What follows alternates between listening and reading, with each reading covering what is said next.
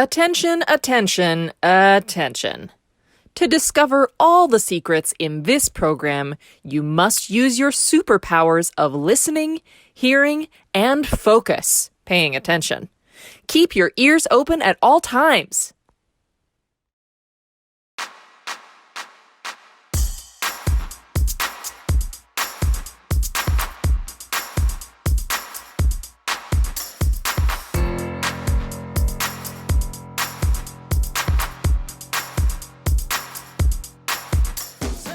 Welcome to Super Me at Home.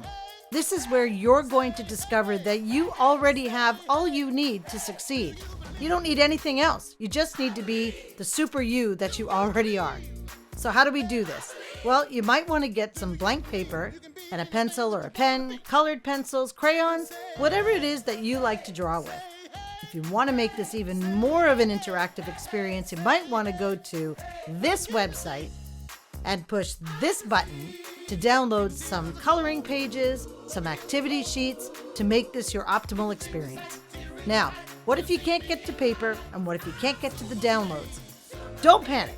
You can do this entire thing just by thinking in your mind and moving around exactly where you are. So you ready to have some fun and discover just how amazingly super you are? Let's go.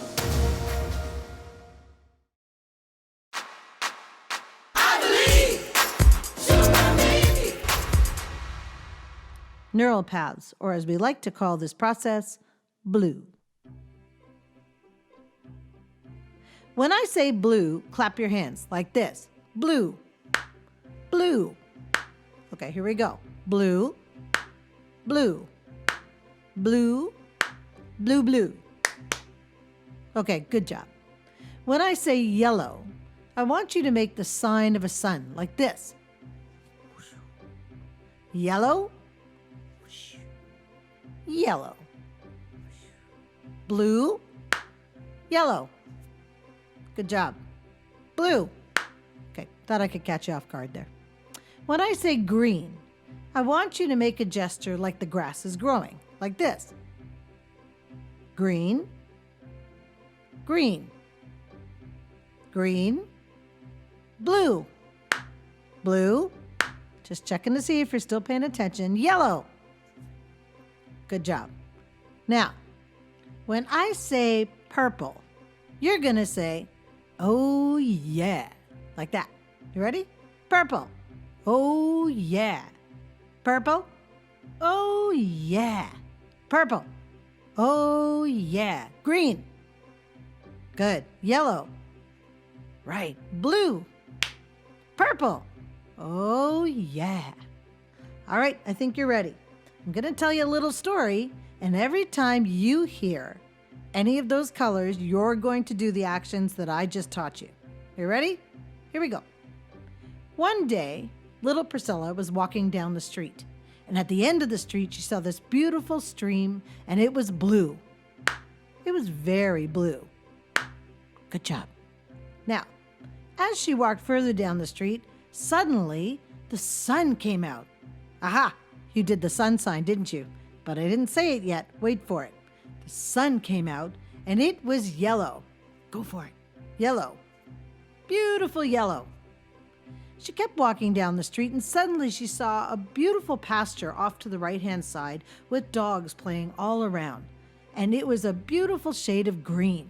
She walked on to the green pasture with the yellow sun over top of her, and the sky was so gray. Because the clouds came in and it started to rain. She waited for a little while, sat under a tree. Suddenly, the sun came out. The bright yellow sun came out, and the sky turned blue. Blue. So blue. She was very happy, and she walked home with a nice smile on her face, passing all sorts of lawns on the way that were a gorgeous shade of green. That's right, they were green. She walked into her house, she looked in the mirror, and she said, I am so good looking, especially in my purple, oh yeah, shirt. I love my shirt. It is so purple. Oh yeah. Okay, how'd you do with that? Did you get a little confused along the way? It's kind of fun. I'm not going to tell you why we did it, though. You're going to have to tune in and check that out later. But I will tell you why we did it. And when you find out, you're going to be so happy, you're going to turn purple. Oh, yeah.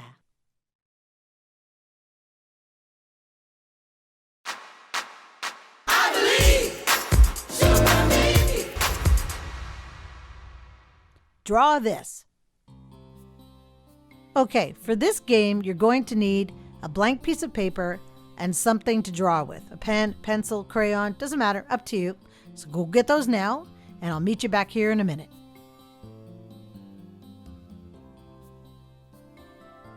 Okay, here we go. This is a really cool game. So I'm going to describe some stuff to you that I want you to draw on the page, where I want you to draw it, what it looks like. You just follow along as best you can and draw what I'm describing to you. If you're doing this with anyone else in the room and they're doing the game as well, turn so you can't see each other's pages. You're going to reveal your drawings at the end, and trust me, it's going to be hilarious. Okay, here we go. With the paper, top to bottom, it's not going to be long ways, it's going to be the tall ways, okay?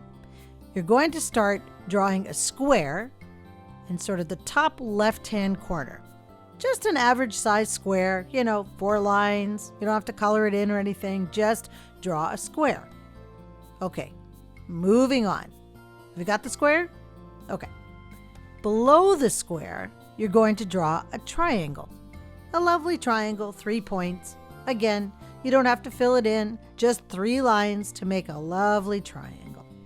How's that going? Okay, so you got the square on top, triangle below it.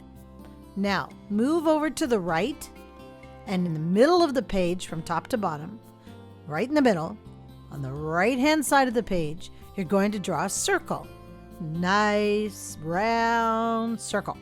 You don't have to draw anything inside of it or fill it in, just a nice line that creates a circle. So now on your page, you should have the square, the triangle below it, and the circle to the right. Okay? Do you need a little bit more time to get those on your page? I think you probably got this already. Okay, now we're moving on. So now at the bottom of the page, below the circle, you're going to draw. It's strange. It's a little bit unique. So I'm going to do my best to try and describe it to you. So just follow along as best you can. Okay. So using the bottom right-hand part of your page, it should be blank there already, just below the circle. Take your pen and start drawing what you would think kind of like a horse's head would look like, the shape of a horse's head. Sort of just start drawing that, okay? Just, like the big long nose and the bump at the back of the head, okay? And then once you have that done, you're going to keep your pencil moving kind of around and up. So you're going to create this weird looking octopus arm that's sticking out at the top of this horse head kind of thing. Okay, you got that? Sure, of course you do. So now let's move the pencil down to the right, and you're going to draw what looks like one finger pointing up to the sky. And then after you've sort of drawn that, sort of almost like a stick or a finger, and then you're going to come down to the right. Oh yeah, and then this part. So this part's attached, and it's going to be pointing to the right-hand side of the page, almost like it's looking out the right-hand side of the page. You're going to draw what looks like a crocodile head, with the bump on his head, and then his jaw on the top and the bottom open, like he's ready to bite something, right? That's facing, away from the horse head, right? Are you getting this so far? It's a little bit complicated, but I have faith in you. I know you can probably do this. Okay, so down from the crocodile, right? We come down, and now we're going to draw like a foot. Looks like a shoe. Kind of comes around. It's flat on the bottom, and then the back of the ankle and up a little bit. This is below the crocodile. Okay. And then you're going to come up and around and down, and now you're going to draw something that looks like a letter E, the lowercase letter E, and then a line comes up from the E and makes something that looks almost like a little I don't really know how to describe that. It's kind of like a I would say like a stick that sticks out like a pipe, kind of, maybe. Okay, and then it comes back around, and now we're back to the horse head. Okay, all right, okay. So I'm sure all of you got that. I'm sure you're all smart enough that you all got that. All right, so now we're going to show you what the drawing should look like. Okay, take a look at the screen right now. We're going to hold it up for you. Here it is. There it is. So now look at your drawing. And if you're with anybody in the room, you can show each other your drawings and look at the drawing I'm showing you here on the screen. Now, does your drawing look like my drawing? So you got the square probably, right? And there's a circle and the triangle. And then there's that thing, right? That the horse with the crocodile with the letter E and the shoe and right. Does yours look anything like what mine looks like on the page? Yeah, no, probably not. Does yours look like anybody else's in the room if you did it with them? No, probably not. So let me ask you this. When we started playing this game, if I had held the picture up in front of you and said, "Could you please draw this picture?" would that have made it easier? I think so. If I'd given you the picture and you could have put it underneath your paper and traced over top of it, would that have made it easier? I think so. And then the results would have been more accurate, right? The results would have been exactly what we were looking for. So what do we learn from this? Well, there's more than one way to communicate. I was talking, you were trying to draw. If I showed you the picture, it would have been easier. So think about this when you're talking to other people and you're trying to describe something to them or trying to get a point across. What are the different ways that you can use to communicate? And what do they need to understand what you're trying to say? Do they listen to your voice? Do you need to sing it? Do you have to show them pictures? Is it body language? Do you have to act it out? There's so many different ways to communicate. What if you met somebody that spoke a different language? What would you do? So now you have some secret inside information of easier ways to get your point across when you're talking to other people and how to better understand what other people are trying to say to you. So here's your challenge. Take a word or a phrase like hello, have a nice day, good day, and communicate it to as many different people as you can in as many different ways as you can. You might want to draw a picture, take a picture of it and send it to someone. You might want to say it in different languages. I don't know, maybe you want to act it out. Maybe you want to write a song. Have fun with this. Bonjour, buenos dias, and have a good day.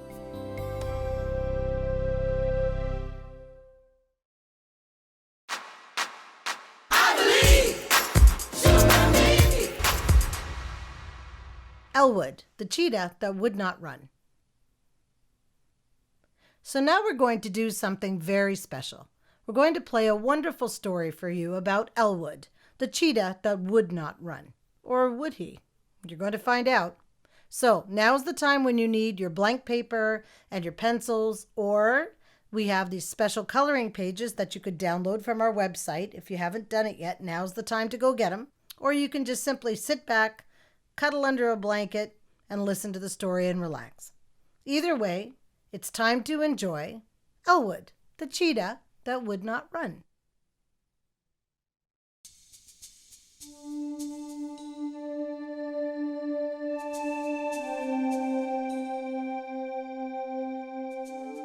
Elwood would not run. Elwood was a cheetah, the world's fastest animal, but Elwood wouldn't run. Elwood, Father Cheetah said, we all run. We have our reputation as the fastest runners to uphold. Your brothers and sisters run. They catch game for us to eat. You eat part of what they catch. Why won't you help?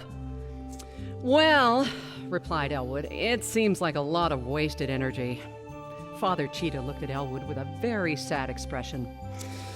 I think you're just lazy. And with that, he turned and walked away, growling. Elwood looked at the back of his angry father. He loved his father, but he didn't want to run. Mother Cheetah came over and bumped Elwood with her forehead, like all cats do. She licked his face lovingly. Elwood, it'll soon be time for you to leave home, just like your brothers and sisters. You refuse to catch food. What will you eat? How will you live? Mother, Elwood sighed, I don't want to catch supper. I really like to eat pizza. There is nothing I like better than pizza with double cheese and pepperoni. Mother Cheetah looked at him with a very surprised look. I don't understand you, Elwood. We are cheetahs. We eat game that we catch, not pizza. You look like a cheetah, you smell like a cheetah, but you don't act like a real cheetah. I think you're just going through a phase. It'll pass and you will run. Elwood looked very sad. I'm sorry, Mother. I'm really a cheetah, but maybe it's just that I'm a different kind of cheetah. 1 week later, Elwood and his brothers and sisters left their parents' home to make their way in the world. They all said goodbye to each other and ran off into the jungle and across the plain. All of them except Elwood.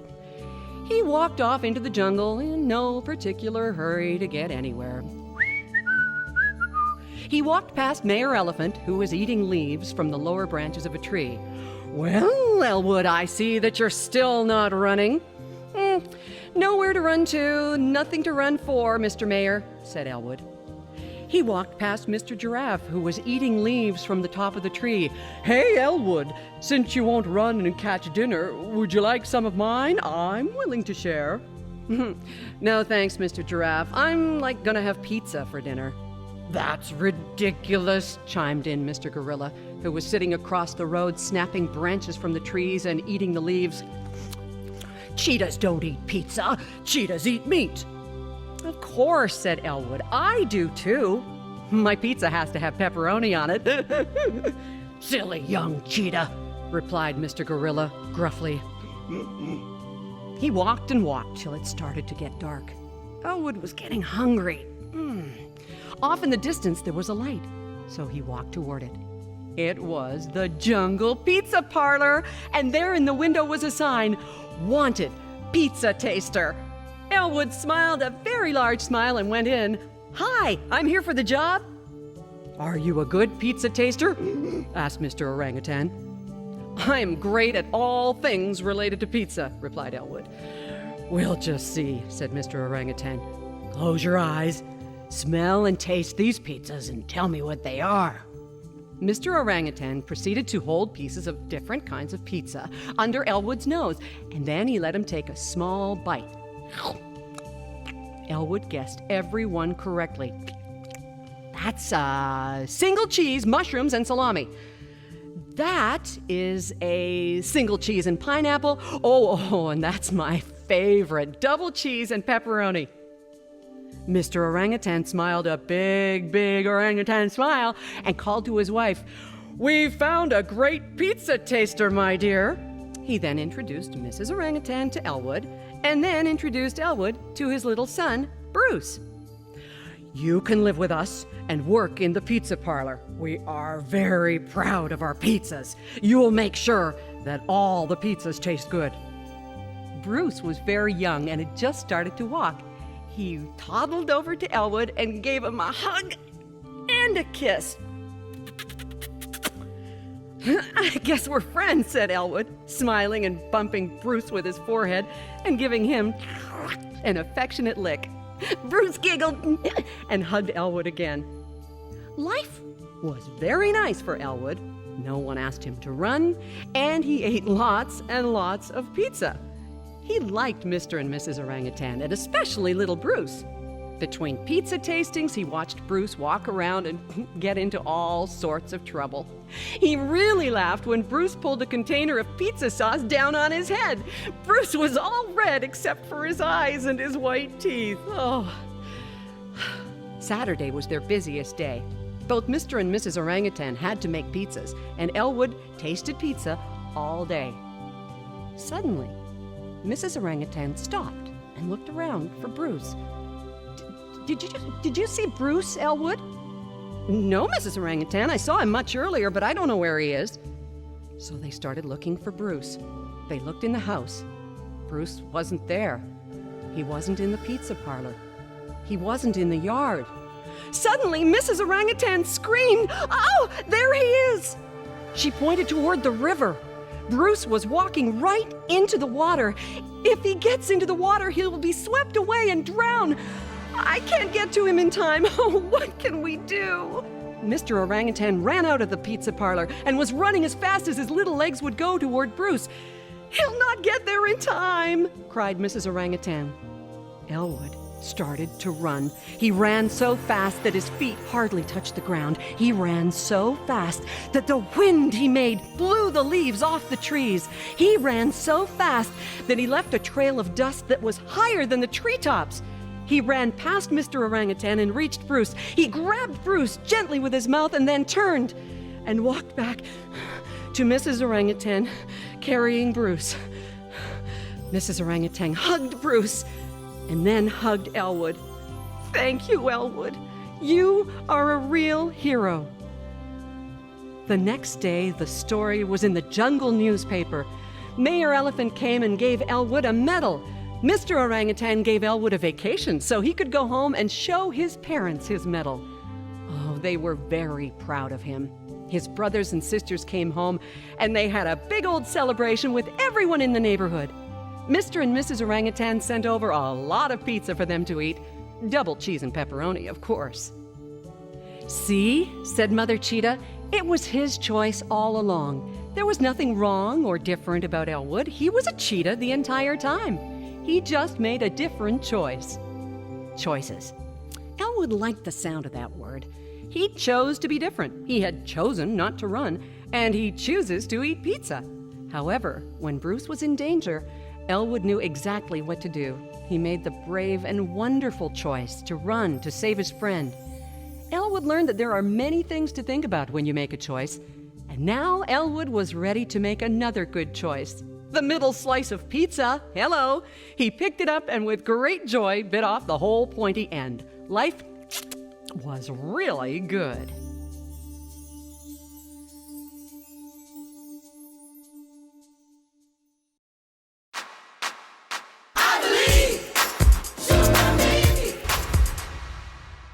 Salsa. It's fantastic to eat, and it's even more fun to dance. In this case, we're going to do the dance. If you have some salsa in the fridge, you can eat it too. But we've been sitting around for a while. We've been thinking, we've been using our imaginations, and now we need to get up and we need to stretch our bodies and move our bodies and get everything moving a little bit. So we're going to put on this great piece of salsa music, and we want you to get up and move your feet and move your arms and move around. And are you going to feel silly? Absolutely. And that's the point of this. It's not serious. You don't have to be a world award-winning dancer. You just have to be able to move. So have fun.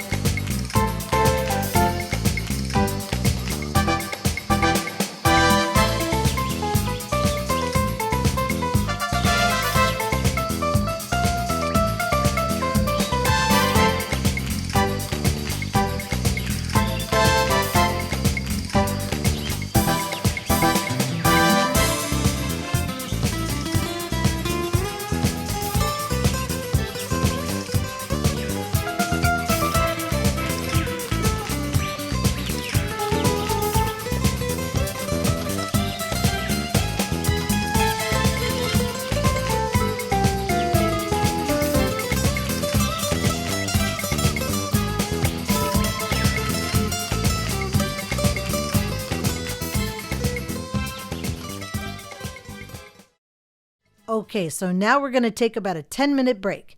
Every once in a while, you got to get up and stretch a little, maybe get those arms and legs moving a little because you've been sitting and thinking for so long. Maybe you're going to go to the washroom, grab yourself a snack. We're going to have some nice music playing in the background for you, maybe some pretty colors on the screen. And then we'll see you back here in about 10 minutes. Now, if you get back before we do, you can always push that fast forward button and take us right to the next process. See you soon.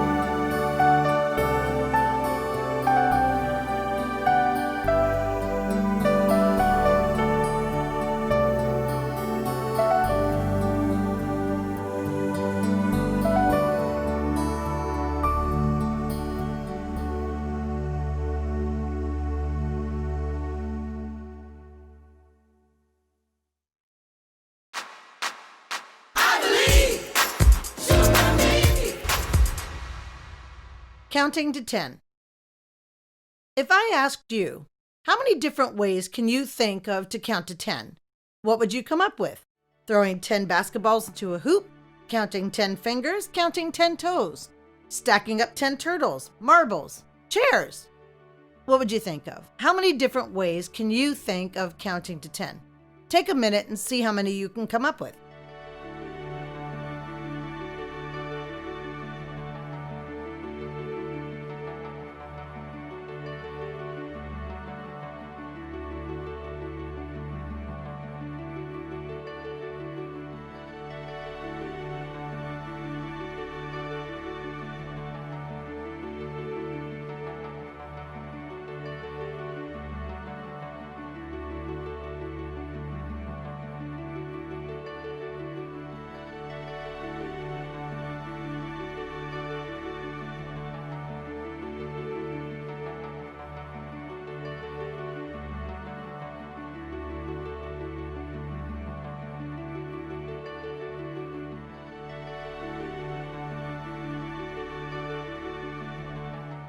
Okay, now that I have you thinking of all the different ways you could count to 10, I have your mind in what's called a state of expanded thought.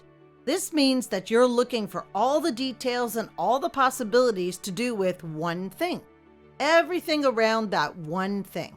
So, we're going to play a game right now called, you got it, Expanded Thought. Okay, what you need for this process is a glass of water. You can use a plastic cup. As long as we can see the water inside the cup, you're doing great. Go and get that glass of water, and I'll meet you back here in a minute.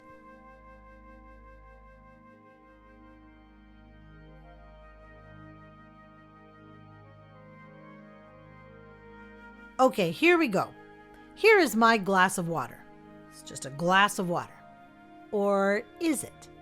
Now, if I put a goldfish inside of this glass of water, it becomes the home for my pet. If I water my plants with it, it becomes food and nourishment for my plants. If I put it in the freezer, it becomes... Right. If I'm thirsty, I can drink it, right? So it's not just a glass of water, is it? It's so much more. So the question is, how much more is it? So your challenge, should you choose to receive it, is to take a moment and think about all the different things that this glass of water could become. What could this water evolve to be? What could you use the glass and the water for? There's so many different options here. So expand your brain, expand your mind, go to work and think of all the different things that you could use this water for and what you could use this glass of water for. Have fun. See you in a minute.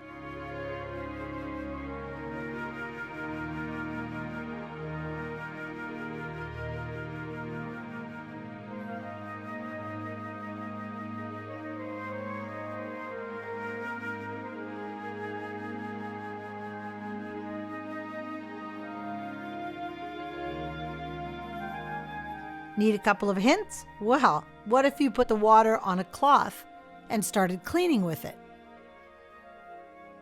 What if you put it on the stove and you heated it up? What could you put in it to make it something different? And what does that hot water produce?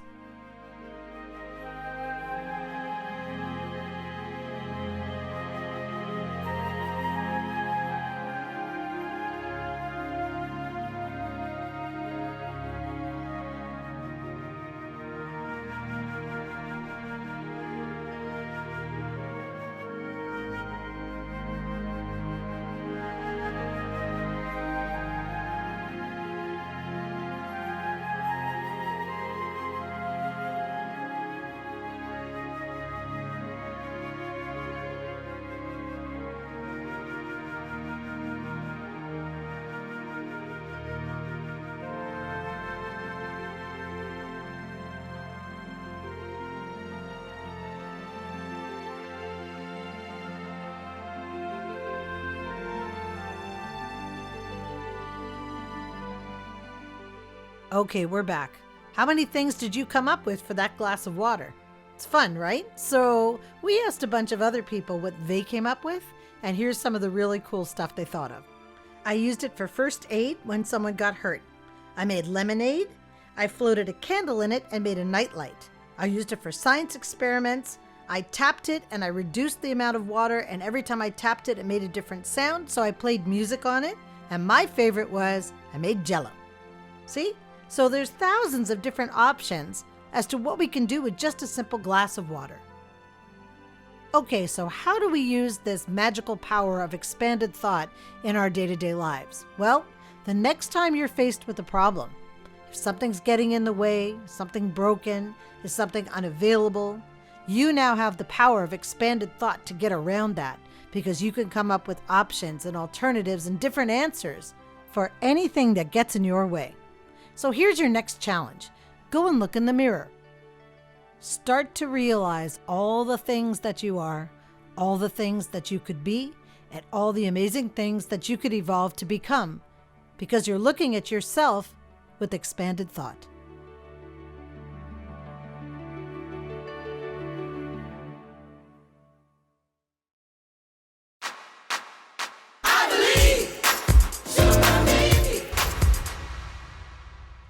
The Magic Twig.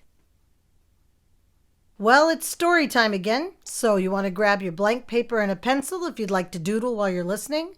Maybe you've downloaded the coloring sheets from our website so you can color while we weave this magical tale.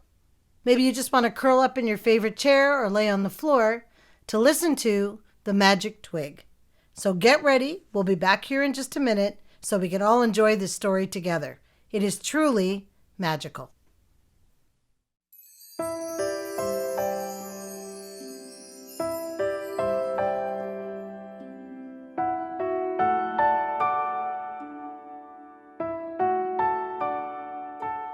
Anitra couldn't dance or sing. Her friends could. Jenny could dance and sing. Lonnie sang beautifully. Teresa danced like a ballerina. Larry and Freddie danced and sang. Anitra loved to watch and hear her friends dance and sing, but she couldn't join them. And this made her very sad. No one could help her with her problem. Not mother, not father, not teacher, not even Grandma and Grandpa, who usually had answers for everything.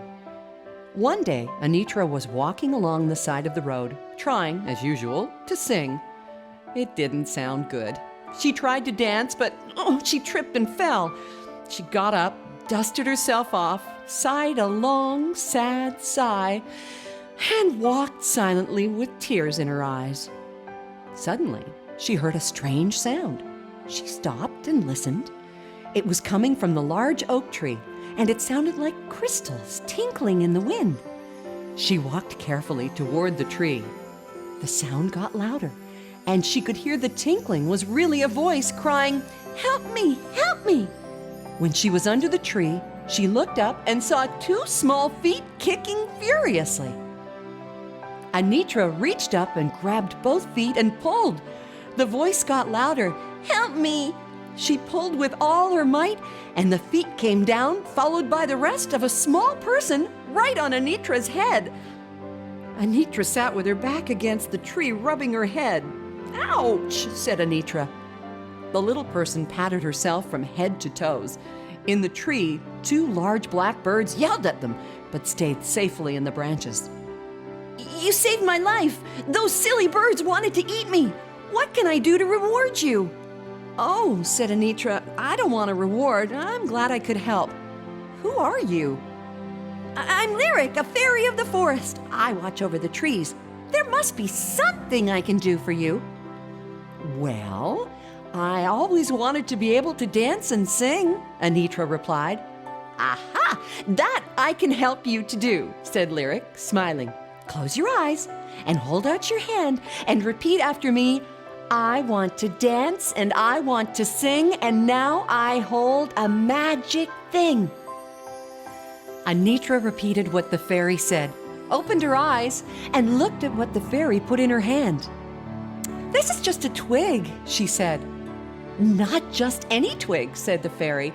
"This is a twig from the tree of music. Touch your toes and move the twig as if it were you dancing." Anitra touched her toes and twirled the stick around. Up on her toes she went and twirled around just like the twig. She jumped high and seemed to float back to the ground. She spun on one foot, faster and faster, until she was dizzy. "That was wonderful," she said, her eyes bright and her face flushed with color. "Now, touch the twig to your lips," said Lyric. She did as she was told, and beautiful sounds came out of her mouth. She moved the twig up, and she sang high. She moved the twig down, and she sang low. She moved the twig fast, and she sang fast. And when she moved the twig slowly, she sang slowly. She sang songs that she heard her friends sing, and songs she had heard on the TV. She felt like a songbird. "This is the best day of my life. Thank you, Lyric." "You're welcome, Anitra. Goodbye, and enjoy your magic." With that, Lyric flew away into the woods to watch over her trees. Anitra sang and danced her way towards home. Her mother heard someone singing, and when she looked out the window, she was very surprised to see that not only was Anitra singing, but dancing too. She called to her husband, and they were both very happy because their daughter was happy.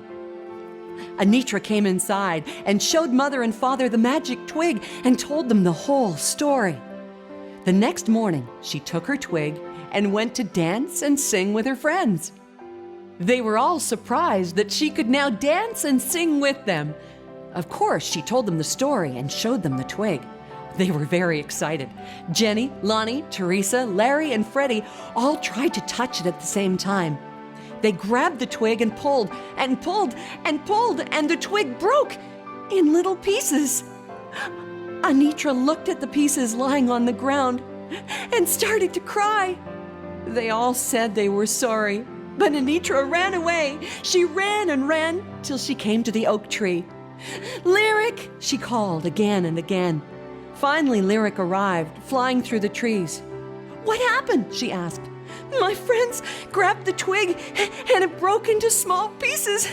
Now I can't sing or dance. Can I get another twig from the tree of music?" "Oh, Anitra, that wasn't really a magic twig. There is no tree of music. Your dancing and singing were always inside of you. Some people dance better and some people sing better, but everyone in the world has music inside of them. Try it.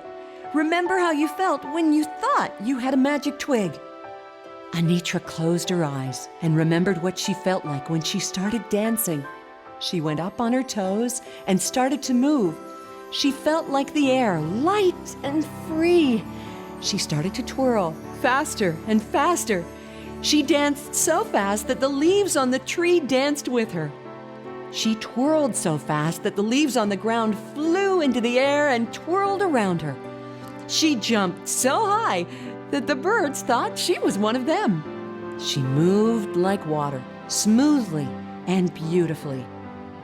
Then she started to sing, and her voice was so beautiful that the birds came to learn how they could sing more beautifully. In the branches of the trees, all the other woodland fairies came to watch and listen. The trees swayed in time to her dancing and singing, and the nearby stream sang with her in beautiful harmony. When you hear a bird sing, notice how it sings the same thing over and over. It's practicing to sing as beautifully as Anitra. If you see a leaf fall, watch it as it tries to dance as lightly as Anitra. Watch the trees and the water as they try to move as beautifully as Anitra. Remember what the fairy told Anitra. Everyone has music inside them, but you have to let it come out. So take a chance and sing a song and dance a dance. Anitra will be very proud of you.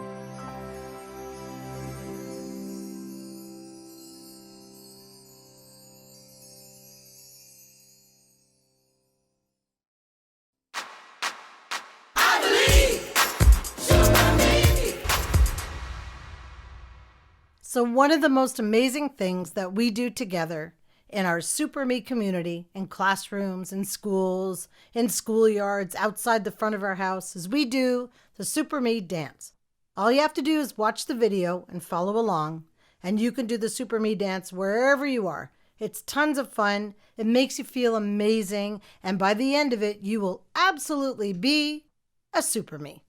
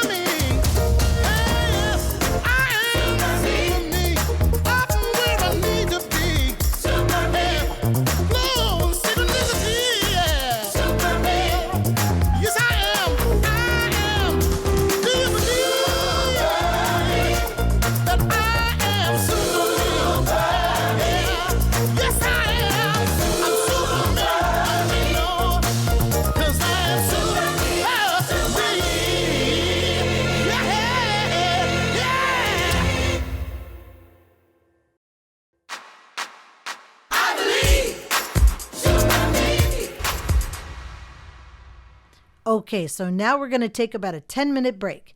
We're going to have some nice music playing in the background for you, maybe some pretty colors on the screen, and then we'll see you back here in about 10 minutes. See you soon.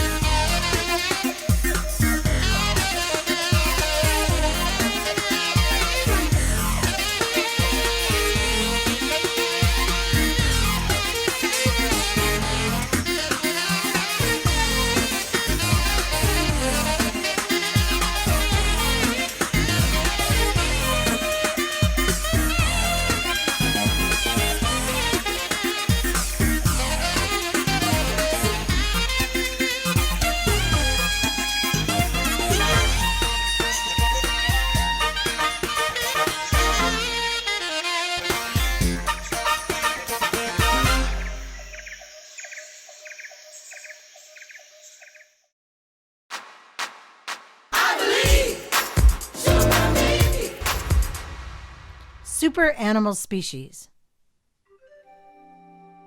For this activity, you're going to need some blank paper, a pencil, a pen, colored pencils, crayons, anything that you like to write and draw with. And you're also going to need your imagination big time. So go collect all 3 things and come back and we'll meet you here in a minute.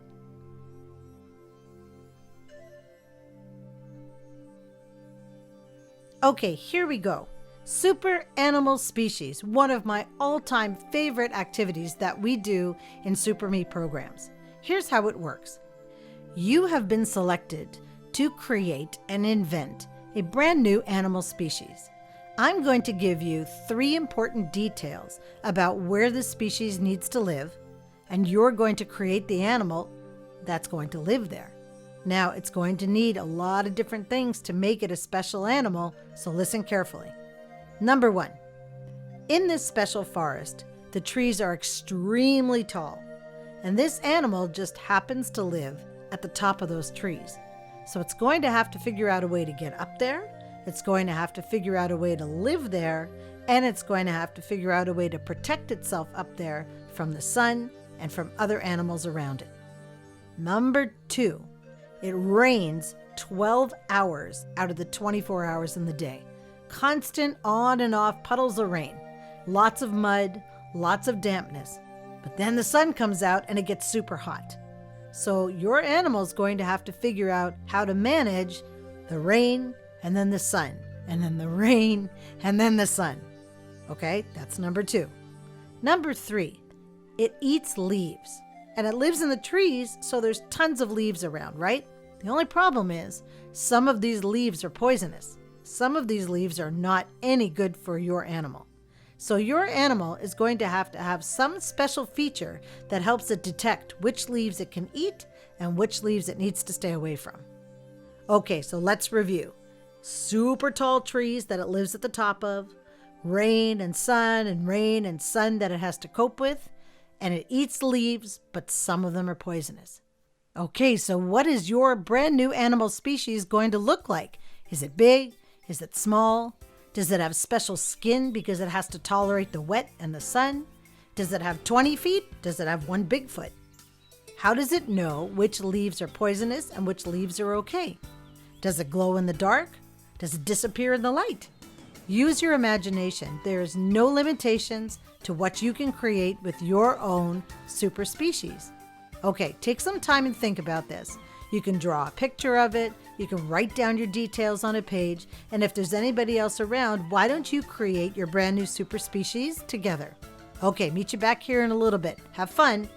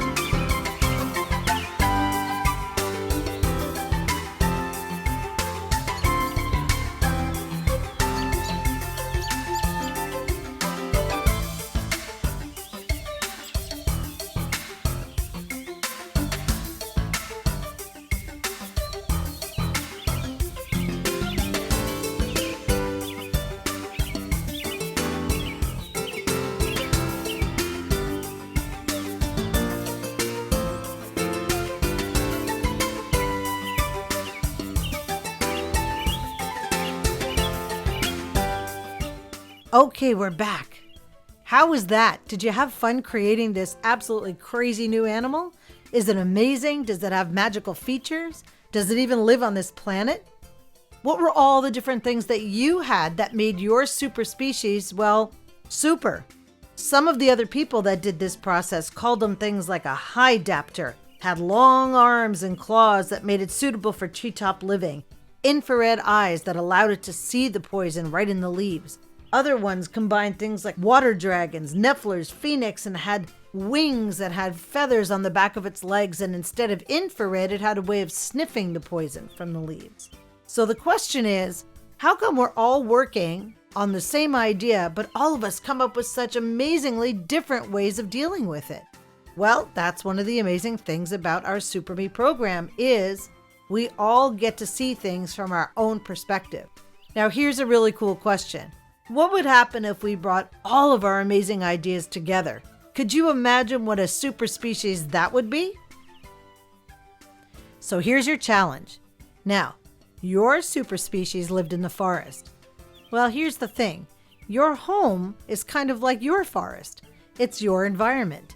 So use that same imagination, look around you in your environment, and see what it is that you need to deal with every day. Maybe you'll come up with some amazing ideas to make it easier for you to live in your environment too. Have fun with this, and remember that every single day you have the opportunity to use your imagination and reinvent yourself as your own super special species.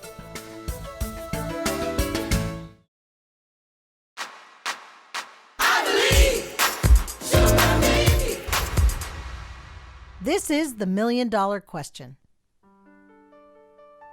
You have just been given $1 million. That's right, $1 million just for you. You have the next 24 hours to spend it on you. What do you want? What have you always wanted?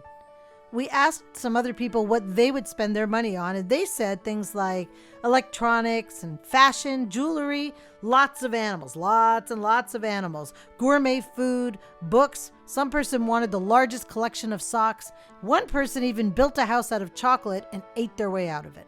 The other person wanted to buy an ocean. Can you buy an ocean? I'm not even sure if you can buy an ocean.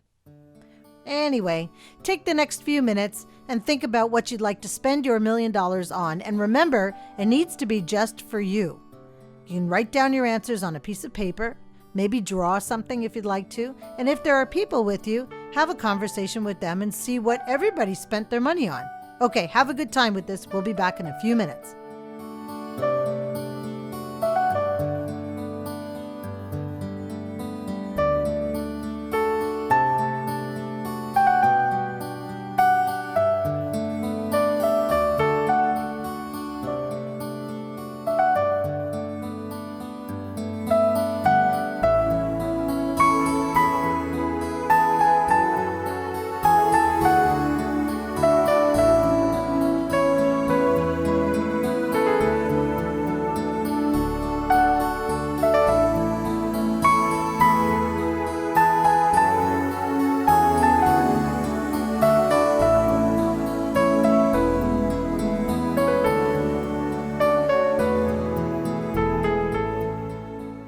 Okay, welcome back.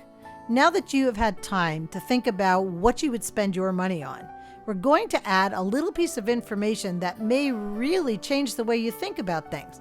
Remember, we're only pretending, but wait till you see the impact that this has. Okay, here we go. Blackout. Suddenly the entire world is without electricity, and it's not coming back on. You are now without electricity for the rest of your life. So you can't run your phone, you can't run your fridge. So what are you going to spend your money on now? So we talked to a few people about what they would choose, and they said things like candles for light, or possibly buying farmland to be able to grow their own food, and even different ways to store the food once they have it. So take a few minutes and think about what you would now spend your money on if there was a complete world blackout.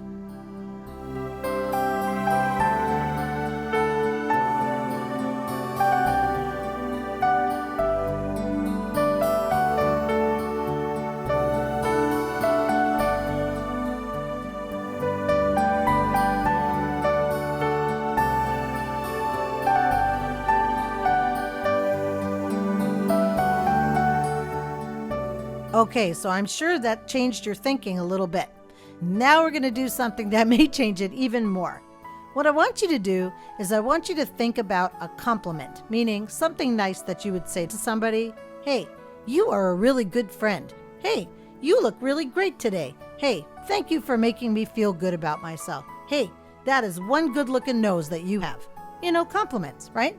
So if there are people around you, give them compliments. If you need to text it to somebody or call somebody, go ahead and do that. And if there's nobody else around, go to the mirror and give yourself a compliment. You are good looking. You are the smartest person I know. Okay, spend a few minutes doing that and we'll meet you back here.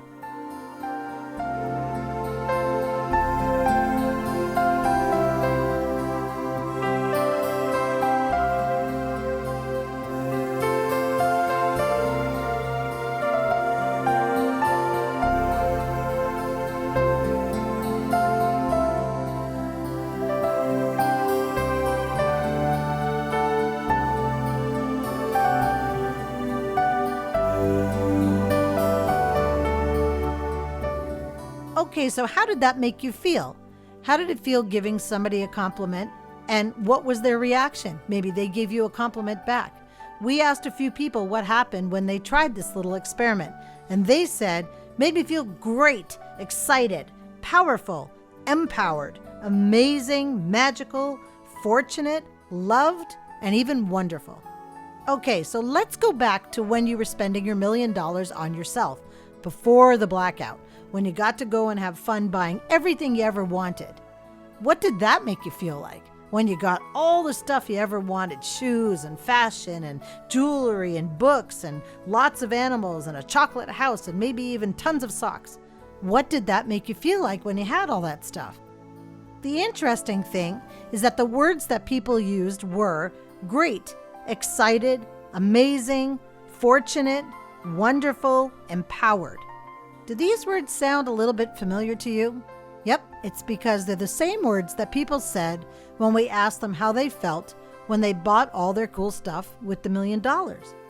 So how is this possible? Well, you see, all of those emotions live inside of us. All of those amazing feelings of feeling great and powerful, empowered, magical, and even loved, they all live inside of us. And we just need to find the right things to bring them out. So now you know the secret. If you want to help feel good about yourself, help somebody else feel good about themselves, all you have to do is go and find these wonderful words, maybe find a smile or two, maybe a cookie or two, to help everybody involved feel like $1 million.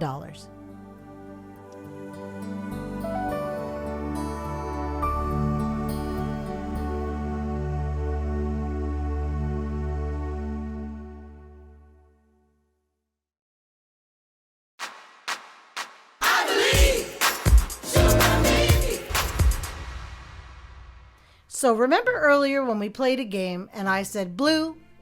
That's right, you clapped. Blue, right. Yellow, that's it. Green, you remember. Well, what we were doing was we were playing a little game called connection, meaning that we took one piece of information and we connected it to another one. We connected a color to a piece of information, clapping. Well, what if we changed that information around? What if every time I said blue, I said, I am fantastic. Blue, I'm fantastic. Blue, I'm fantastic. Okay, so that would be one way to boost up our day. But what if you were studying for something, math, geography, whatever it is, and you took one piece of information, connected it to another one? So what if you picked a color and connected it to the name of what you're trying to remember? Here's the name of a river, here's the name of a mountain. Or what if you're trying to remember a phone number? What if you're trying to remember what it is you're supposed to be doing at home? Somebody says, hey, go clean up your room. You go, red triangle, clean up room. Red triangle, clean up room. Draw a red triangle on a piece of paper, and beside it you write, clean up room. Well, that's going to get stored in your mind, and it'll make it easier for you to remember. So, blue or blue, I'm fantastic. Choose what you're going to connect your information to. Is it a color? Is it a shape? Maybe it's food. We have a really fun thing in our house that if someone's talking and somebody interrupts in the middle, we all yell, pineapple, and that person goes, huh, okay, and they stop talking. It's a nice way of saying, please don't interrupt me. When just a really easy way, we just say, pineapple, and that person knows that they're interrupting. So you can attach all sorts of information to all sorts of other pieces of information and become absolutely brilliant at remembering everything.